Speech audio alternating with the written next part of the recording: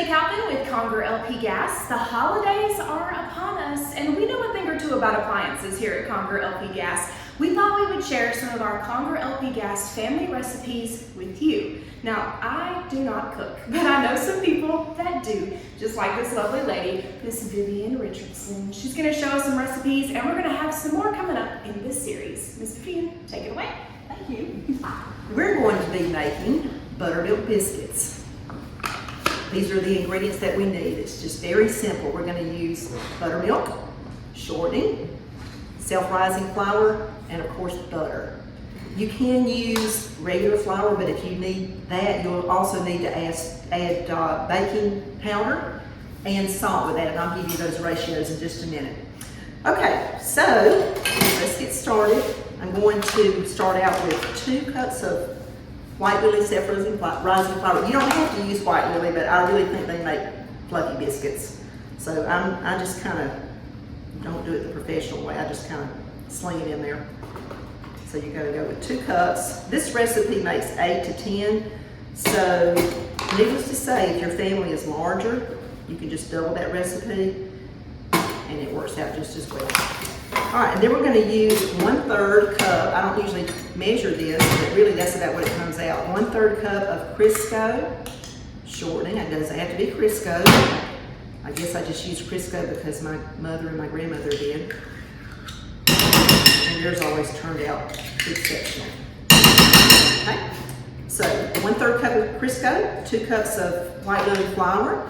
Now, after you get that done, you're going to take a pastry blender, or if you don't have a pastry blender, you can just use knives to cut the shortening in until it's uniform. You want it to look kind of like a little pea-shaped. I'll show you. I'm going to go ahead and incorporate it, and then I'll show you kind of what it's supposed to look like.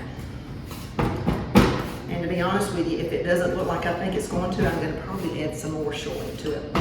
Some people do this with butter. And you know, butter always makes everything better. I'm going to use butter to grease my pan and to go on top, but for right now I'm going to use the shortening.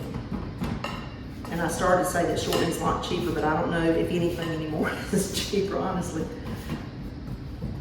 This is looking good. Pretty good. And I'm going to add a tad more.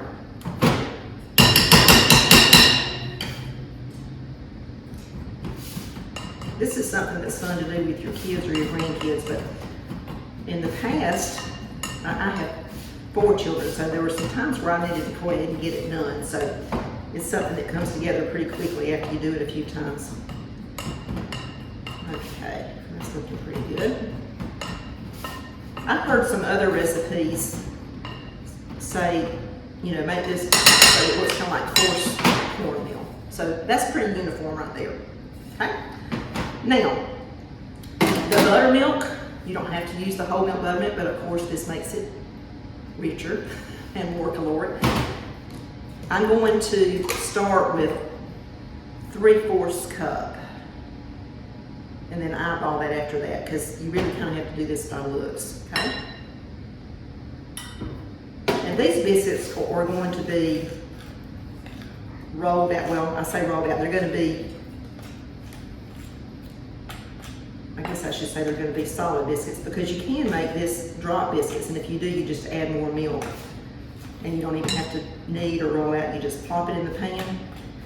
And that's how my daddy, he asked me to do it that way because my mother didn't grow up cooking, and so she didn't really know how to make biscuits, so she just kind of did it that way one time, and he said, hey, don't do it the other way anymore, I like them better like this. All right, I'm going to need some more than that. I think you can use regular milk for this too, and probably if you did use regular milk, that 3/4 cup would be enough. This just needs to be a little wetter, so you kind of have to eyeball. I'm going to show you what this looks like. My philosophy on biscuits is the more you handle the dough, the tougher they get, so I really like to not do too much kneading. I guess that's a personal preference. All right, so this is a little wet, it's a little sticky. But I kind of like mine that way. You can make it unsticky by adding more flour. That's kind of like mine. Okay, now we are ready to move this to, I just use wax paper on a lightly floured surface. Then we're ready to make the biscuits to go in the pan. All right, now we're ready to roll out the biscuit dough, which I'm not gonna roll it because I don't have a roller and I don't think it's really necessary. So I have lightly dusted my waxed paper with the same flour, white lily self-rising. I'm going to do this because I don't know if I told you, I'm gonna butter this cast iron pan. You can do it on a baking sheet, most people do, but I love my cast iron pans. I've got two, and I am very particular about it. If somebody is getting ready to put some soapy water in there, I all but break my neck trying to get to it and say, we don't want to mess up the seasoning. So I just kind of very generously grease my pan, okay? Now, like I said before, you don't want to handle the dough too much, so just go ahead and do a little patting, incorporate the flour in like this. My grandmothers had a big wooden bowl and they just kept their flour in it all the time. I don't know how they didn't get bugs, but they didn't. And they would keep that covered with a towel, and then they rolled out their biscuits, which my mother did too. I'm not very good at getting my uniform, so I don't do that, okay? So you see, I really hadn't handled it much. You can do more. Some people think it's okay to knead more. I prefer not to. I like them to be tender. Okay, so now I'm just going to use, this is a cookie or a biscuit cutter. I just have bought these. I usually use a glass, just something to make it uniform. Okay, if I do that, then I just kind of dust off the bottom a little bit. That's personal preference again. Like I said, this recipe makes 8 to 10 depending on the size of your biscuits. And you can't even make mini biscuits, which are kind of fun too, especially for the grandkids, and those are good with a little cinnamon sugar.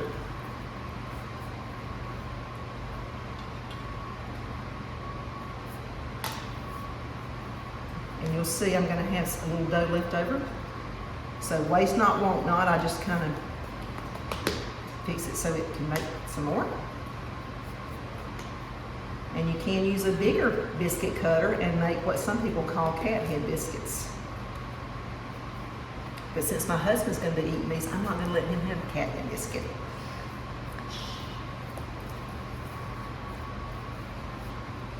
Okay, I'm trying not to handle it too much because, again, I want them to be tender.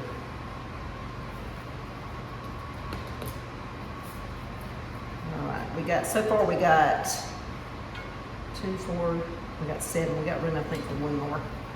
If you had a little bit of this left over, you can just get a rolling pin, roll it out, sprinkle it with cinnamon and sugar, and let your grandkids make some different shapes with it, and they'll think you're wonderful. Okay.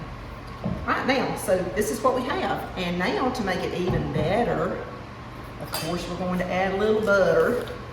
I just usually put a little bit of butter on each biscuit. This just makes them brown better, and of course, it makes them taste better. This is salted butter. If you're not that much into salt, it's fine just to use regular butter. We like the salted. I buy the unsalted for bacon, especially at Christmas, but we really like the salted best. All right, now we're gonna put this in a preheated 450-degree oven for about 12 to 15 minutes. Just kind of watch it because, again, depending on the size of your biscuits and how you like your biscuits. Some people like them brown and crunchy. Some people like them soft and fluffy. Put it in a 450-degree preheated oven. Set your timer for the least amount of time, which is 12 minutes.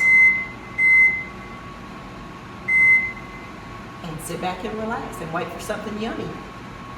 Okay, so this is what we had, 12 to 15 minutes. This was probably 13, so you just keep a check on them after 12 minutes, and it's your preference, really. Some people like them darker. If they're not browning as much on top as you like, you can turn the broiler on, but watch out because they will brown really fast, especially with that butter on top, okay?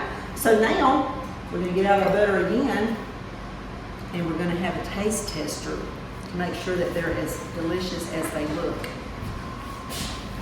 So, Mr. Richardson, will you do the honors? Yeah, we have to have someone who's qualified. So I put flour on, so that's good. So are we going to butter them again? We're going to take one out and butter the inside. Oh, we're going to do that for Yeah, because we got to have a taste test. All right. All right. Now, Do we have any honey to go with this as well? We don't have any honey. Sorry, honey. All right. Some jam would be good on this. Oh, yeah. Preserves. Yeah, we used to, when the kids were home, That's plenty. oh, I was gonna do both sides. That's why I didn't make cat head biscuits. Yeah, yeah. And for those of you who don't know what cat head biscuits are, they're the size of a cat's head. All right, So, let's see what it tastes like. okay. Well, let's give it just a second. Yeah. All right.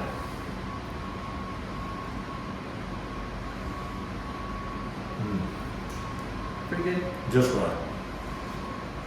Y'all can try this at home, and your family will love Just it. right. Happy Thanksgiving, everyone. Happy Thanksgiving.